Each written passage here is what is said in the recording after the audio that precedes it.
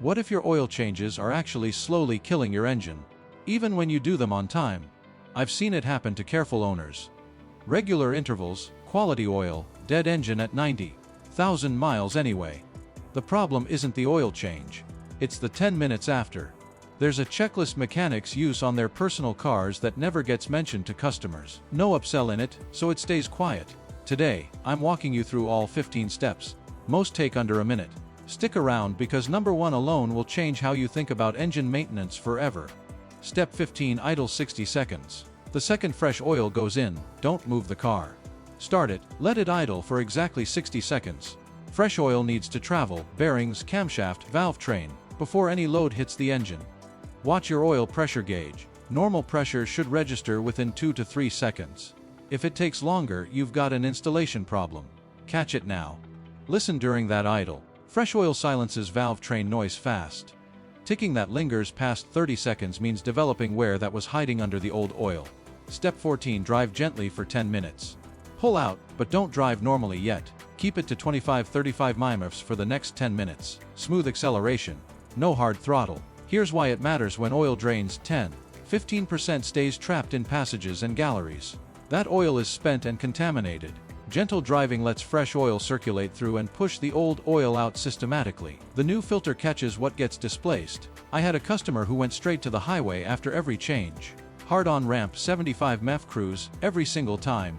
At 95,000 miles his engine was full of sludge despite regular maintenance. Those first 10 minutes cost him an engine. Step 13: filter break-in is real. Your new filter isn't fully operational the moment it's installed. The media isn't saturated. The bypass valve isn't seated. The anti-drainback valve hasn't sealed.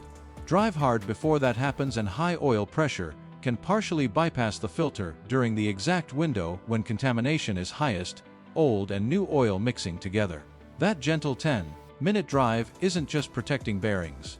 It's letting the filter actually work from the start. A friend who builds 600 horsepower race engines is obsessive about this protocol. His customers get 60,000 plus hard track miles. Builders who skip it are rebuilding by 30,000. Step 12: completely level ground only. Park the car. Now find actually level ground, not close enough, flat. I've watched customers red a full level in sloped driveways when the engine was nearly a quart low.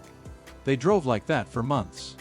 Use your phone's level app on the hood if you're unsure. A customer checked his oil weekly. Felt responsible, always checked in his uphill driveway. When I put the car on my flat shop floor, he was a quart low. He'd been running that engine oil starved for 8,000 miles. Bearing wear was already visible. Step 11: wait 3 to 5 minutes after shutdown. Engine off, set a timer. Don't guess. After shutdown, oil is still draining down from the valve cover and upper galleries. That takes 3 to 5 minutes. Check immediately and you'll read falsely low, add oil you don't need, and overfill.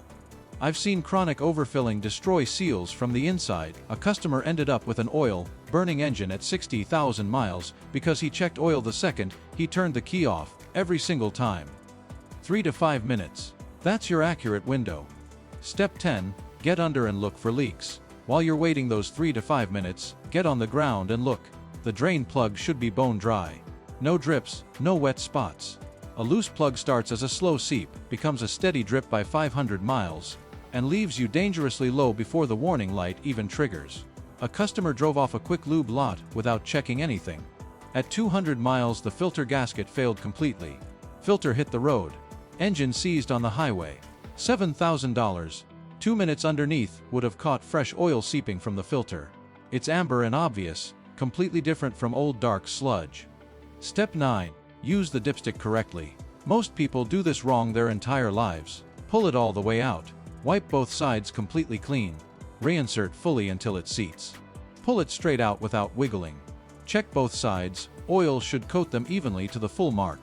A customer pulled his halfway, glanced at it, wiped it on his jeans. Never cleaned it first, never seated it properly.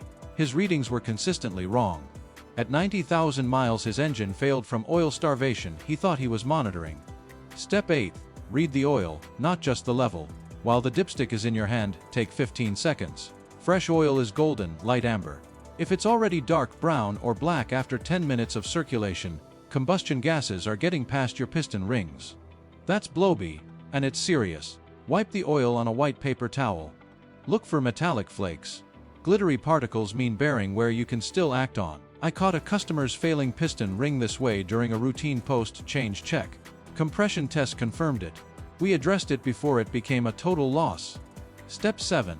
Add oil in quarter-quart increments. If the dipstick shows low, don't pour in a full quart and assume it's right. Add 8 ounces, half a standard bottle. Wait 30 seconds. Check again properly. Repeat until you hit the full mark exactly. Overfilling is a real failure mode. Too much oil foams under pressure. Gets pushed into the PCV system, contaminates the intake, and destroys the catalytic converter. A customer raid half a quart low and poured in a full quart without rechecking. Now he was half a quart over. Intake cleaning alone cost $400. 5 extra minutes of careful topping would have prevented it. Step 6. Inspect the filter seal. With the hood open, look at where the filter contacts the block.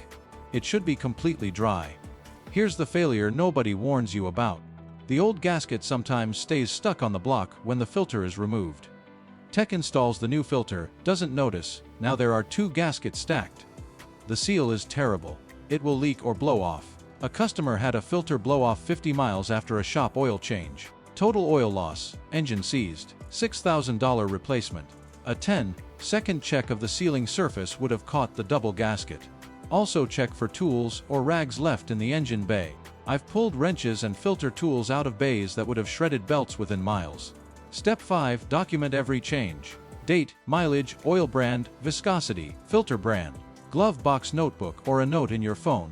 Engines respond to consistency.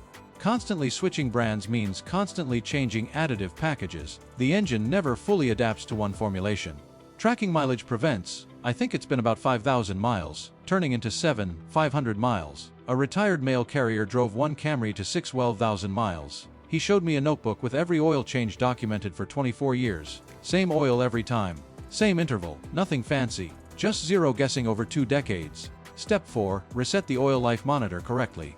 Modern monitors calculate oil life using real engine data, temperatures, RPM cycles, operating hours. If you don't reset it after a change, it's still calculating off the old baseline. You'll either get early warnings you start ignoring, or you'll tune the monitor out entirely because you just changed it and accidentally run the oil 3,000 miles too long. Look up the exact reset procedure for your year and model in the owner's manual. Then confirm the monitor actually shows 100%. Don't assume it reset. Verify it. Step 3. No hard driving for 50 miles. Fresh oil needs time to stabilize and form protective films on metal surfaces. Hard acceleration in the first 50 miles disrupts that process before it's complete. Stay below 4,000 RPM. No full throttle pulls. No towing for at least 100 miles. My neighbor has the same truck I do. Same year, same engine. He changes his oil on schedule but drives hard immediately after every time. His engine started burning a quart every 500 miles at 110,000 miles. Mine has 187,000 on it, burns nothing. Compression within 2% across every cylinder. Same truck. The difference is those first 50 miles, multiplied over 25 oil changes. Step 2. Check oil again at 100 miles. You checked right after the change. Check again at 100 miles. Fresh oil gets consumed slightly in the first 100 miles as it saturates clearances the old oil had vacated. That's normal. A large drop is not. More importantly, slow leaks don't always show immediately. At 100 miles, a seeping drain plug will have dropped the level noticeably. A customer skipped this check. At 500 miles the low oil light came on. Engine was 2 quarts low from a seeping plug the entire time. The repair was 3,200. At 100 miles it would have been a 15 fix. Step 1. Full engine bay inspection at 100 miles. Hood's already open for the oil check. Spend 3 more minutes. Look for rags, tools, or bottles left sitting near belts or the throttle body. Fire hazards and mechanical failures waiting to happen. Check all other fluid levels. Some shops top off coolant and break fluid without asking, using whatever cheap fluid they stock, which may not match your vehicle's spec. Look at belts and hoses. Things get bumped during oil changes. A loose hose clamp now is a coolant blowout at highway speed in 500 miles. A customer had a dealership loosen a coolant hose clamp for access during his oil change and forget to retighten it. At 200 miles the hose blew. Engine overheated. 4,800 repair. A 3-minute inspection and a screwdriver would have fixed it on the spot. The whole list takes under 10 minutes.